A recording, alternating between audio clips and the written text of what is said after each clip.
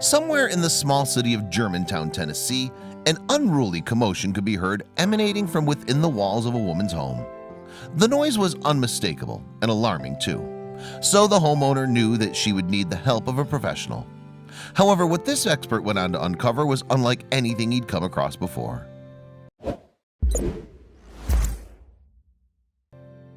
Old houses are, of course, prone to emitting ominous noises. Creaky floorboards, clanky radiators, squeaky door hinges, a variety of objects that can create an unsettling soundtrack that might leave a home's inhabitant on edge. But the sound from this particular property in Germantown had another source entirely. Recognizing the nature of the din, the homeowner turned to a specialist she knew could handle the situation.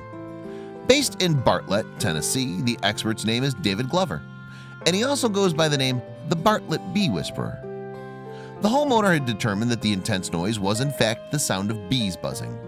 So who better to call on to help deal with the problem than a self-professed bee whisperer? Glover's jurisdiction at the time covered Tennessee and Mississippi, and hence he made his way to Germantown.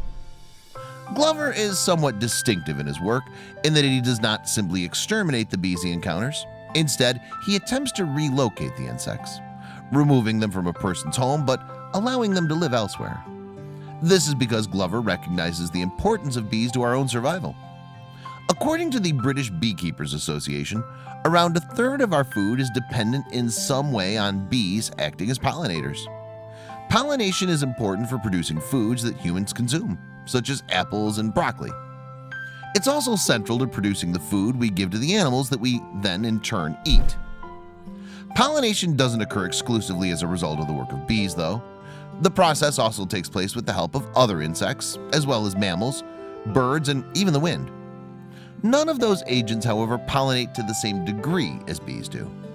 And yet these essential insects are under threat all over the world. So given the threat to bees, Glover works to protect the species rather than harm it. And in that spirit, he became the Bartlett Bee Whisperer, gaining years of experience in safely relocating bees and so enabling them to survive. Even with all his experience, though, what Glover saw in Germantown was still a surprise. After reaching his destination, Glover examined the side of the house using infrared technology.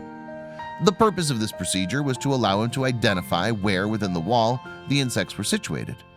But even this scan couldn't reveal the true size of the hive. Then, though he was reluctant to follow the course of action, Glover realized that he would have to expose the hive in order to do his job. "I prefer to be minimally invasive when removing honeybees from buildings," he wrote on Facebook. "I don't like taking out bricks." But with no other options left to his mind, Glover got to work. Carefully, one by one, he took away individual blocks from the wall.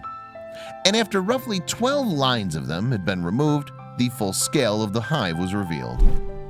Measuring a whopping 3 feet by 5 feet, the newly exposed hive was estimated to be home to around 30,000 bees.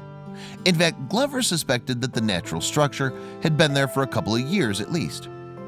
Drawing on his knowledge, he based this time frame on the color of the honeycomb. "The white comb is the new comb, while the darker stuff is older," Glover explained to Fox News. "Thousands of tiny feet walking across it make it darker." Glover reckoned that bees had managed to get into the wall by way of a weep hole, a gap between the bricks to allow for water drainage.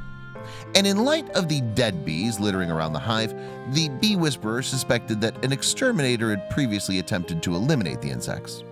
Those efforts had apparently failed, however, because the chemicals employed hadn't passed through the whole structure. In any case, back in the present moment, there was work to do. So having investigated the beehive, Glover next set about removing it. Bit by bit, he carefully extracted the hive in sections from the wall.